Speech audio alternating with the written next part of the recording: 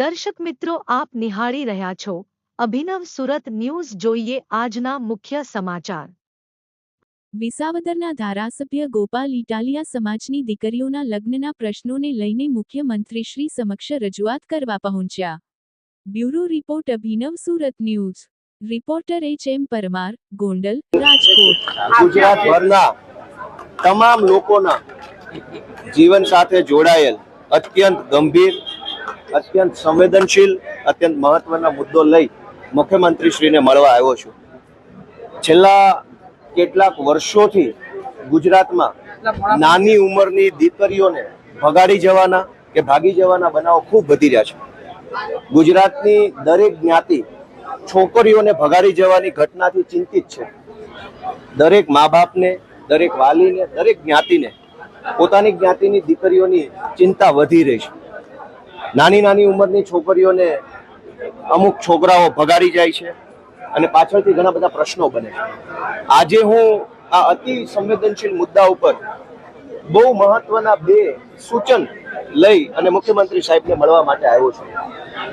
આપણે ત્યાં સમાજમાં એવું જોવામાં આવ્યું છે કે હવે સમાજ શિક્ષણના કારણે, ટેકનોલોજીના કારણે, આધુનિકતાના કારણે સમાજ થોડોક ઉપર આવ્યો છે. જૂના જમાનામાં 16 વર્ષે, 17 વર્ષે, 18 વર્ષે દીકરીના લગ્ન થઈ જતા હતા. આજકાલ ગુજરાતમાં કેટલાક અપવાદને બાદ કરો તો સ્વાભાવિક રીતે દીકરીનો પરિવાર, દીકરીના મા બાપ 21 વર્ષ આસપાસ જ દીકરીના લગ્ન કરે છે. કોઈ 18 વર્ષની છોકરીના લગભગ અપવાદ બાદ કરતા લગ્ન થતા જ નથી. 19 વર્ષે નથી થતા. દરેક જગ્યાએ સમાજ પોતે આગળ નીકળી ગયો છે, પણ કાયદો પાછળ રહી ગયો છે. કાયદાનું અસ્તિત્વ જ સમાજ માટે છે. સમાજમાં જે પ્રશ્નો છે એનું સોલ્યુશન એટલે કાયદો, પણ કાયદો પાછળ રહી ગયો છે. કાયદો એક્સપાયર્ડ, આઉટડેટેડ છે. સમાજ આગળ વધી ગયો છે. સમાજ આજે છોકરીના લગ્ન 21 વર્ષ પછી કરે છે. કાયદો 18 વર્ષની મંજૂરી આપે છે.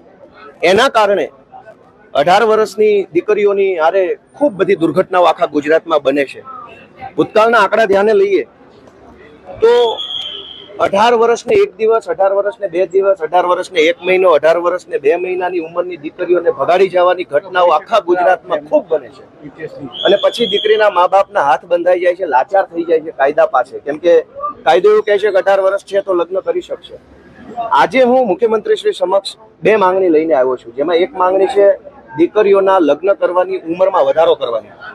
સમાજ પોતે જ આજે 21 વર્ષે દીકરીના લગ્ન કરે છે, 22 વર્ષે કરે છે, 23 વર્ષે કરે છે.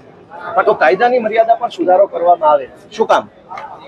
આજકાલ કોલેજમાં ભણતી હોય કે 12મા ધોરણમાં અભ્યાસ કરતી દીકરીઓને લલસાવી, ફોસલાવી, ભોળવી, એની બૌદ્ધિક રીતે અપરિપક્વ ઉંમરનો નાજાયજ ફાયદો ઉઠાવી ભગાડી જવાની ઘટનાઓ સમાજને ખૂબ ચિંતા આપી રહી છે.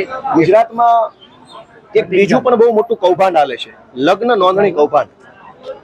મારી પાસે કેટલાક આંકડા છે કે પંચમહાલ જિલ્લાના ભદ્રાલા ગામની કુલ સંખ્યા કરતા વધુ લગ્ન નોંધણી થઈ. 560 લગ્નોની નોંધણી એક ગામમાં થઈ ગઈ. એક ગામમાં 560 લગ્ન ક્યારેય શક્ય જ નથી. અમરેલીના હામાપર ગામમાં 1341 લગ્નની નોંધણી કરવામાં આવી તલાટી દ્વારા. અમરેલીના જામકામાં 944 લગ્નની નોંધણી થઈ. અમરેલીના મુંજિયાસર ગામમાં 380 લગ્નની નોંધણી થઈ. અમરેલીના લુંઘિયા ગામમાં 258 લગ્નોની નોંધણી થઈ. આણંદ તાલુકાના 60 ગામમાં 365 લગ્નોની નોંધણી થઈ. આણંદ તાલુકાના રેલ ગામમાં 1193 લગ્નોની નોંધણી થઈ. ગામની કુલ જનસંખ્યા કરતા ડબલ લગ્ન નોંધણી એક ગામમાં થઈ ગઈ. આણંદ જિલ્લાના વલ્લી ગામમાં 113 લગ્નની નોંધણી થઈ. આણંદ જિલ્લાના એક જ તલાટીએ 1860 લગ્નોની નોંધણી કરી નાખી. આ કૌભાંડ એવું બતાવે છે કે સાબરકાંઠાથી કોઈ 18 વર્ષની દીકરીને ભગાડીને લઈ જાય, એના લગ્નની નોંધણી કોઈ અમરેલીનો કોઈ તલાટી પૈસા લઈ અને કરી આપે છે. અમરેલીથી કોઈ 18 વર્ષની દીકરી ભાગી જાય કે ભગાડીને લઈ જાય, એની લગ્ન નોંધણી સાબરકાંઠાનો કોઈ તલાટી 10,000 રૂપિયા લઈને કરી આપે છે. આ બહુ મોટું કૌભાંડ છે કે એક જ મંત્રીએ, તલાટી મંત્રીએ 1800 લગ્નોની નોંધણી કરી નાખી. અનેક એવા ગામડાઓ છે ગુજરાતના જે ગામની કુલ જનસંખ્યા કરતા વધુ લગ્ન નોંધણી ગામમાં થઈ ગઈ. બહુ મોટા પાયે રેકેટ ચાલે છે. આપણી દીકરીઓને ફસાવવાનું, આપણી દીકરીઓને ભોળવવાનું અને દીકરીઓને આવી રીતે લગ્ન કરાવડાવી અને એનું જીવન બરબાદ કરવાનું એક ષડયંત્ર હાલે છે. આજે મારી બે માંગણી પૈકી દીકરીઓના સમર્થનમાં શું કામ માંગણી મૂકું છું? મોટા ભાગના કિસ્સાઓમાં કોઈ 25, 27, 28 વર્ષની દીકરીને ભગાડી જાય એવું નથી બનતું. 18 વર્ષ ને 1 મહિનો, 19 વર્ષ, 18.5 વર્ષ આવી ઉંમર હોય છે દીકરીઓની. હવે આપણે વિચારીએ કે 18 વર્ષ કે 19 વર્ષની દીકરીને ભગાડીને લઈ જાય તો સૌથી મોટી સમસ્યા એ છે કે દીકરીનું ભણતર બગડે છે. 18 કે 19 વર્ષની ઉંમરની દીકરી હંમેશા કોલેજમાં પહેલા વર્ષ, બીજા વર્ષ કે કોલેજ આસપાસની એની ઉંમર હોય. ચાલુ કોલેજે કે કોલેજ પૂરું કરીને દીકરીને ભગાડી જવામાં આવે, ગોળવીને, ફોસલાવીને, લલચાવીને કોઈ પણ રીતે, તો સૌથી મોટી તકલીફ એ દીકરીનું ભણતર બગડે છે, એનું ભવિષ્યની એને નોકરી મળવાની હોય એ બધી તકલીફો વધે છે.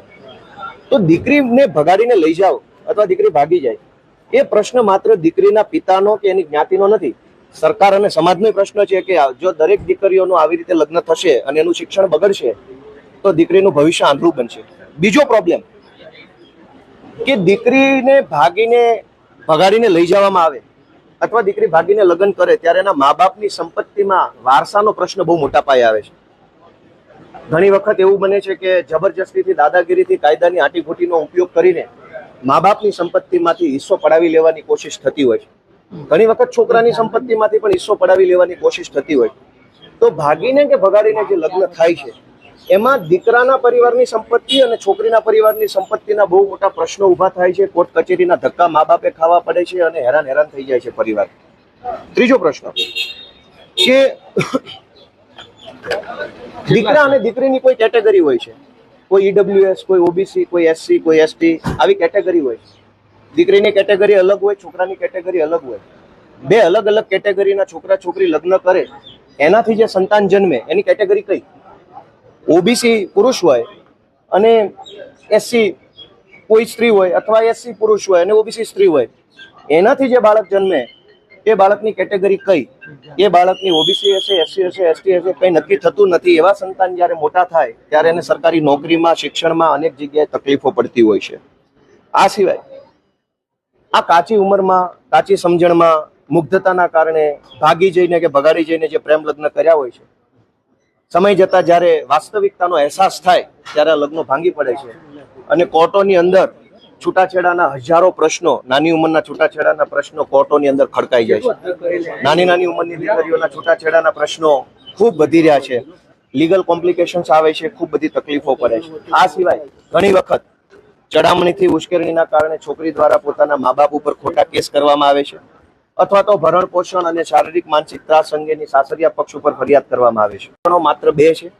એક કે કાયદામાં છોકરીના લગ્ન કરવાની ઉંમર જે છે 18 વર્ષ છે. વાસ્તવિક રીતે આજનો સમાજ 18 વર્ષની દીકરીના લગ્ન કરતો નથી. અપવાદરૂપ કોઈ રૂઢિચુસ્તતાના કારણે, કોઈ જ્ઞાતિ પરંપરાના કારણે થતા હોય, પણ મોટા સ્કેલ ઉપર, લાર્જ સ્કેલ ઉપર ક્યાંય દીકરીના 18 વર્ષે લગ્ન થતા નથી, 18.5 થતા નથી, 19 થતા નથી. સમાજ આગળ વધી ચુક્યો છે, કાયદો પાછળ રહી ગયો છે. તો હું મુખ્યમંત્રીશ્રીને એક રજૂઆત કરવા આવ્યો છું કે પહેલા કાયદો પાછળ રહી ગયો છે, સમાજ આગળ નીકળી ચુક્યો છે, તો કાયદામાં સુધારો કરી દીકરીના લગ્નની ઉંમર 21 વર્ષ કરવામાં આવે તો દીકરીનું ભણતર પૂરું થઈ શકે, સારી રીતે રહી શકે. અને બીજું કે અત્યારે જે લોકો ભાગી જાય છે અથવા ભગાડી જાય છે એને એક માફિયા નેટવર્ક દ્વારા મદદ કરવામાં આવે છે. લગ્ન કરાવવા માટેના એજન્ટો છે અને માફિયા નેટવર્ક છે.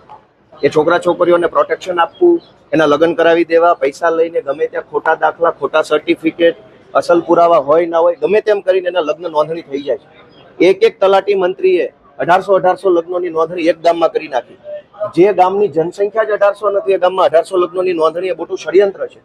મારી ગુજરાતના મુખ્યમંત્રી પાસે માંગણી છે કે જો ભાગી જનાર કે ભગાડી જનાર છોકરીના લગ્નની નોંધણી એનું કાયમી નિવાસ સ્થાન એટલે કે એના આધાર કાર્ડમાં જે સરનામું છે એ જ ગામમાં નોંધણી કરવાનો કાયદો લાવવામાં આવે. અત્યારે શું થાય છે કે ભાવનગરથી કોઈ ભાગી જાય, એના લગ્નની નોંધણી અમદાવાદમાં થઈ શકે છે. એક વાહન લઈએ, મોટર કાર, તો મોટર કારનું અમદાવાદથી ખરીદેલી ગાડીનું જુનાગઢમાં રજીસ્ટ્રેશન નથી કરાવી શકાતું. તો લગ્નનું રજીસ્ટ્રેશન 3 જિલ્લા પછીના જિલ્લામાં કેમ થઈ શકે? એક નિર્જીવ કારનું રજીસ્ટ્રેશન પણ સેમ જિલ્લામાં થઈ શકતું હોય તો લગ્નનું રજીસ્ટ્રેશન અલગ જિલ્લામાં કેમ? જો લગ્નની નોંધણી મહિલાના એટલે કે છોકરીના એટલે કે સ્ત્રીના પોતાના કાયમી નિવાસના સરનામા ઉપર જ કરવામાં આવે તો આ પ્રશ્નનું મોટા પાયે સોલ્યુશન આવે એમ છે. તો આટલી માંગણી લઈ આજે હું મુખ્યમંત્રી સાહેબને મળવા માટે આવ્યો છું. આશા રાખીએ કે ગુજરાતની દીકરીઓ માટે, તમામ સમાજની મા બાપની જે ચિંતા છે એ ઓછી થાય એટલા માટે મુખ્યમંત્રી કંઈક સારો નિર્ણય કરશે. Okay, thank you.